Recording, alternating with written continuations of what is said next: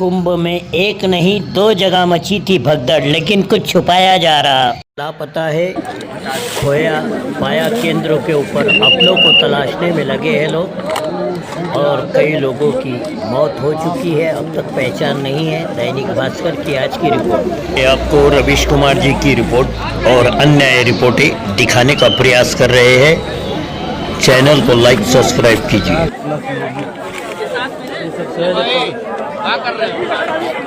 Tokyo बना सकते हैं तो 2047 तक विकसित भारत बनाने का इंतजार क्यों कर रहे हैं? इस तरह के संकल्पों से लोगों को क्यों भटका रहे हैं? आज ही बना लीजिए टोक्यो। जिन दर्शकों ने टोक्यो नहीं देखा, उनके लिए यह वीडियो आज ही मंगाया है, सीधा टोक्यो से आया है।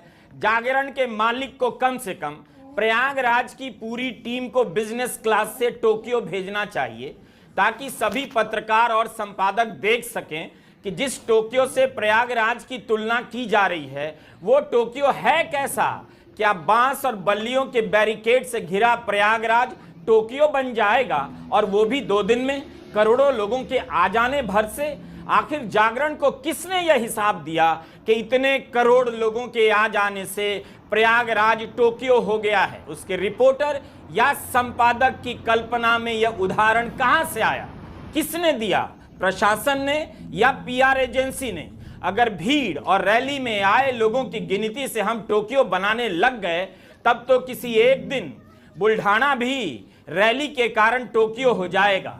मतलब मीडिया को यह हिसाब कौन देता है? तब तो हर रैली के बाद भारत का कोई शहर दुनिया का पहला, चौथा, 8वां, 9वां बड़ा शहर हो जाएगा।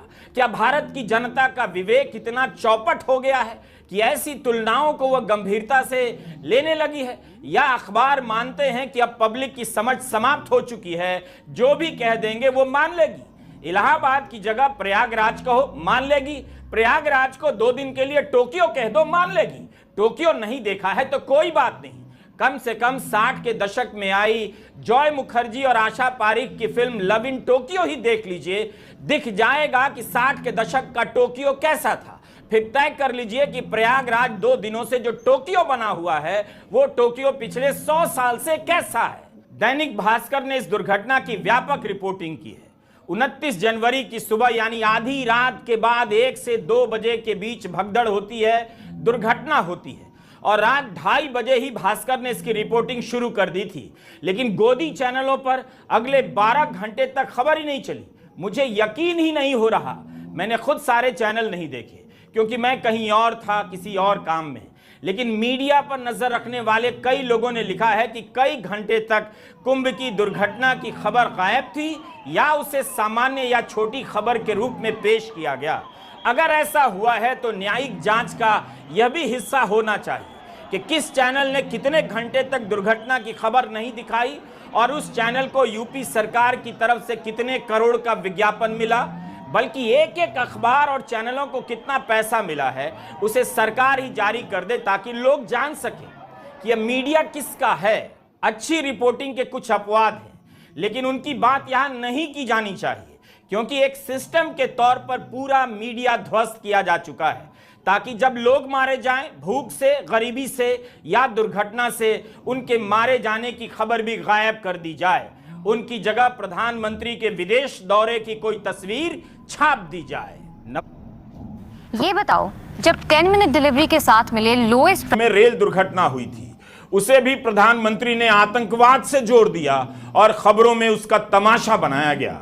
बाद में उत्तर प्रदेश के रेलवे पुलिस महानिदेशक को बयान देना पड़ा कि इसमें आतंकी साजिश का कोई सबूत नहीं। जनवरी 2017 में आंध्र प्रदेश में हीराखंड एक्सप्रेस पटरी से उतरती है, 40 से अधिक लोगों की मौत हो जाती है। मीडिया में कहा गया इस घटना में पाकिस्तान का हाथ है। बाद में एनआईए को कहना पड़ा ऐसी कोई बात नहीं थी। जून 2023 में ओडिशा के बालेश्वर में हुए ट्रेन हादसे में मीडिया में दावे किए गए, कहानियां बनाई गई कि स्टेशन मास्टर और इंजीनियर मुसलमान, उन्हें आरोपी बनाया जा रहा है, मगर ऐसा कुछ नहीं निकला। कोई धार्मिक एंगल नहीं। हादसे की जगह के पास बने इस्कॉन के मंदिर को मस्जिद बता दिया गया, अनाप शनाप बातें की गई और सारी बातें झूठ निकलती।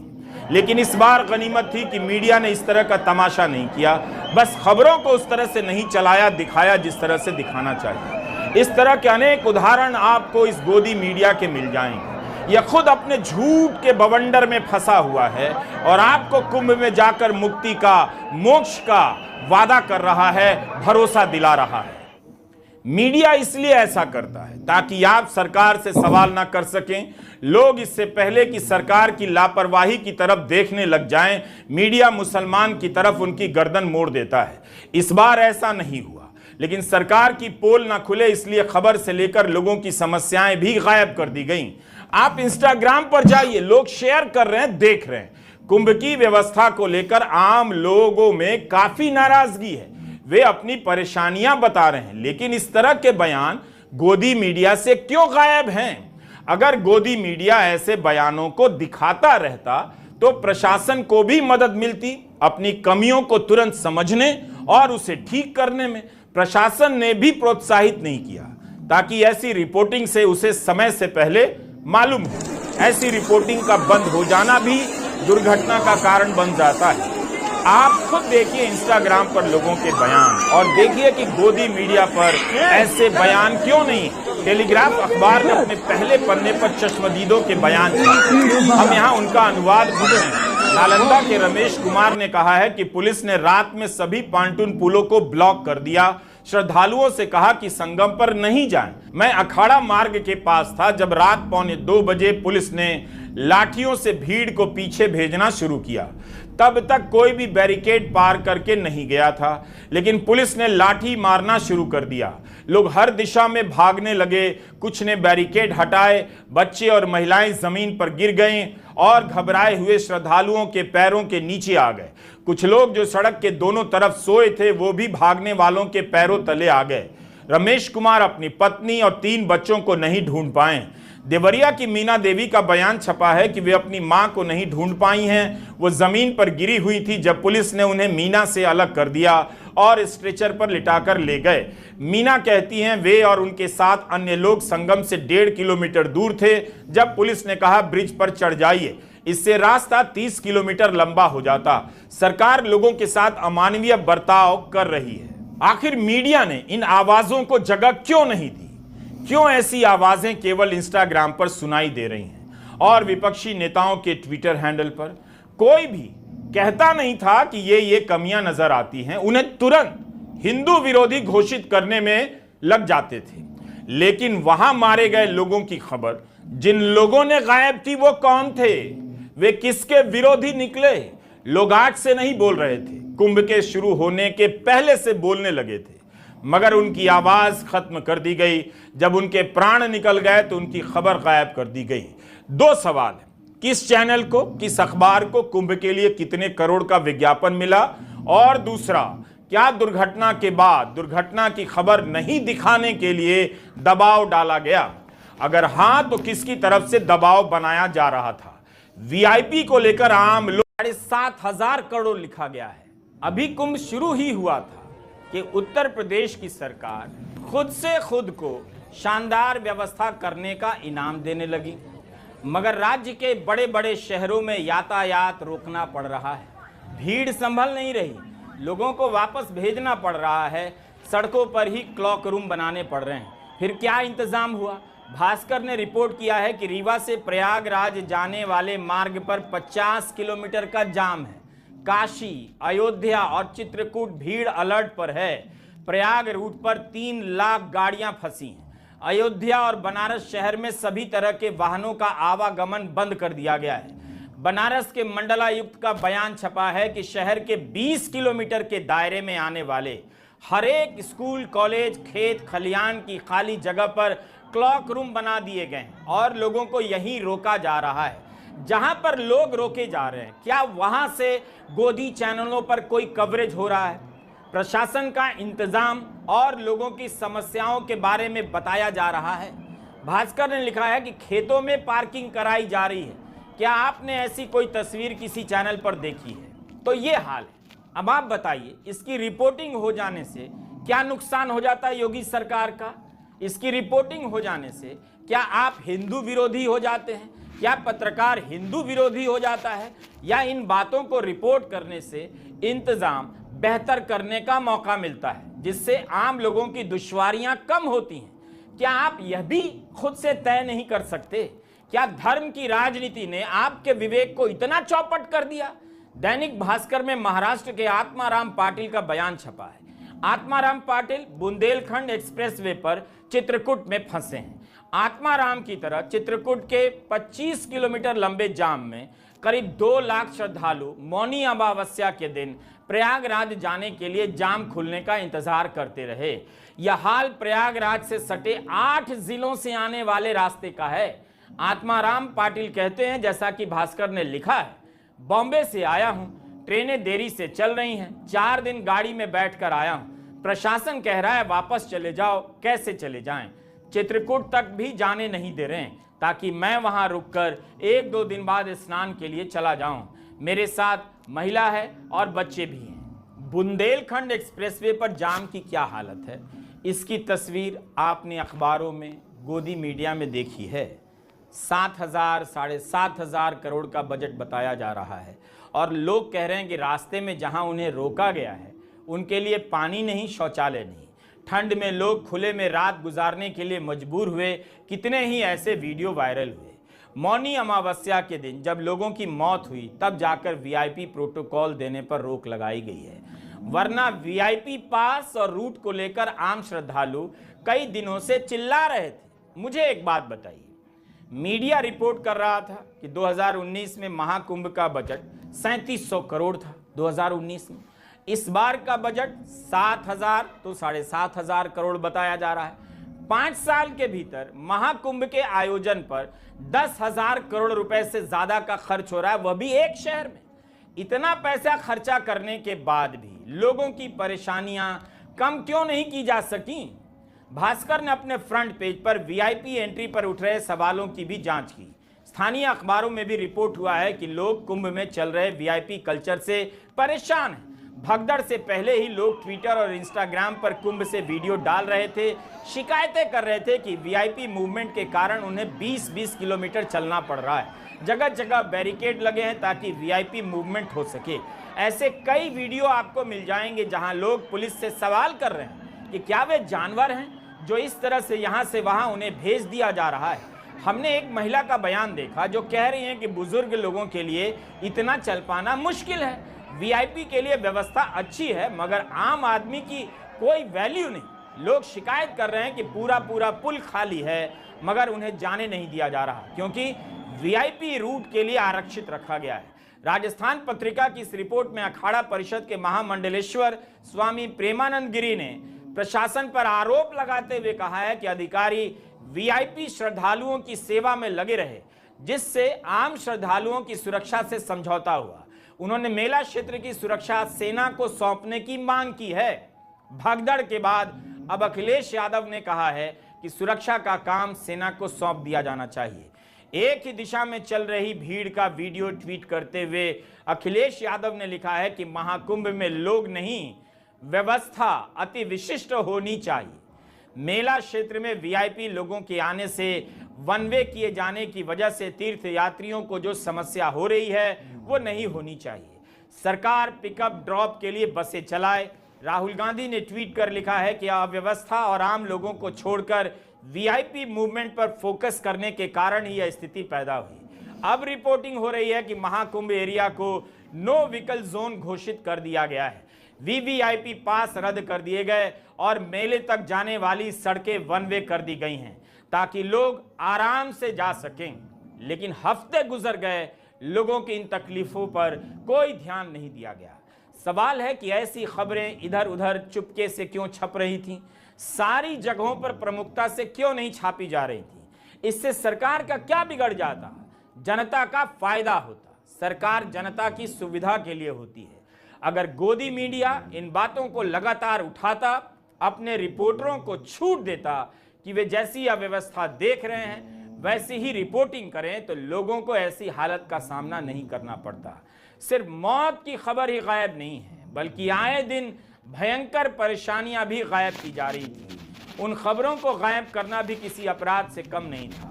आम लोगों के बयान सुन रहा था, उन्हें वो सब बातें याद हैं जो गोदी मीडिया ने लगातार कवरेज से रटवा दी। कितने पुल बन गए, कितनी व्यवस्था है, कितने कैंप हैं, क्या क्या है।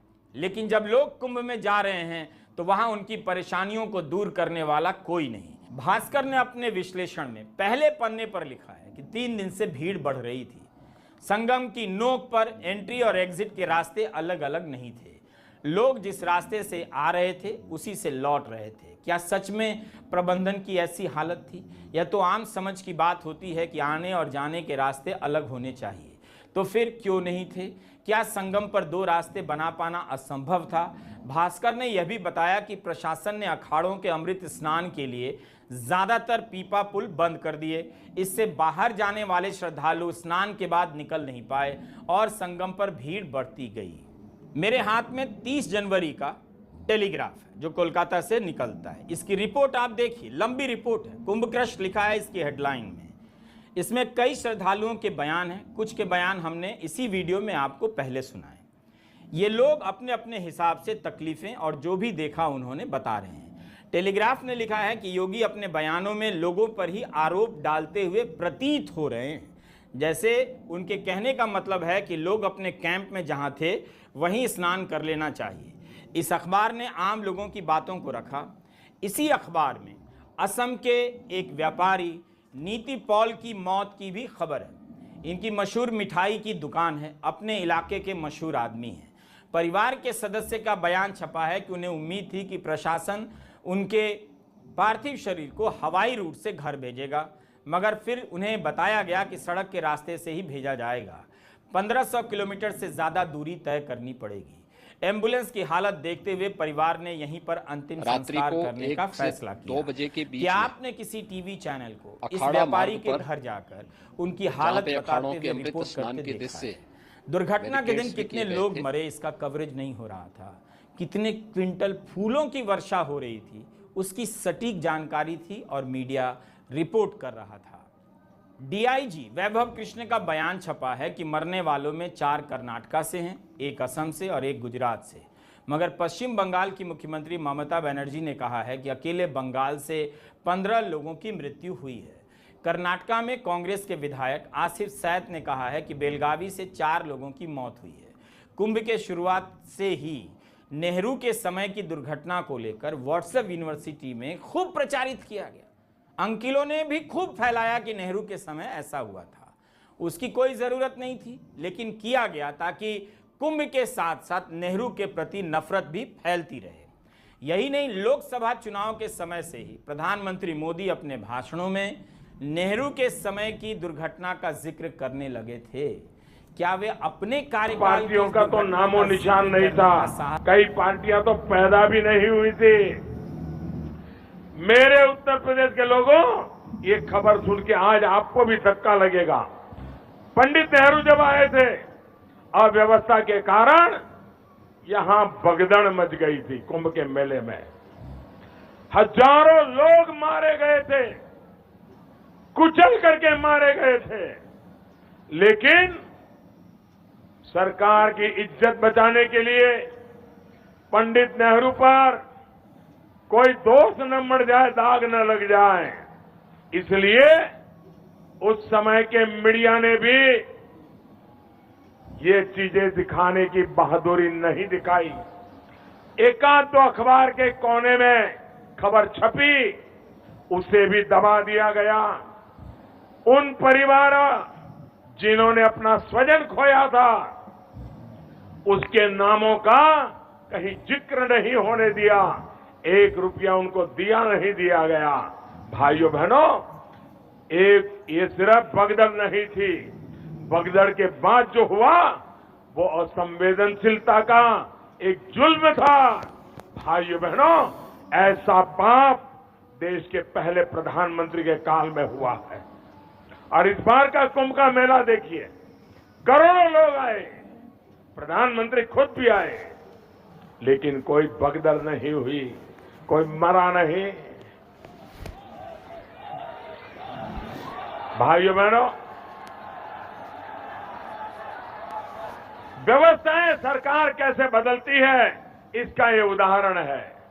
पत्रकार लिख रहे हैं कि हादसे के बाद हुई पहली प्रेस कॉन्फ्रेंस में मुख्यमंत्री योगी ने भगदड़ का कोई जिक्र नहीं किया। शाम 6:40 पर पुलिस ने बताया मौतों का आंकड़ा 30 तक पहुंच गया है।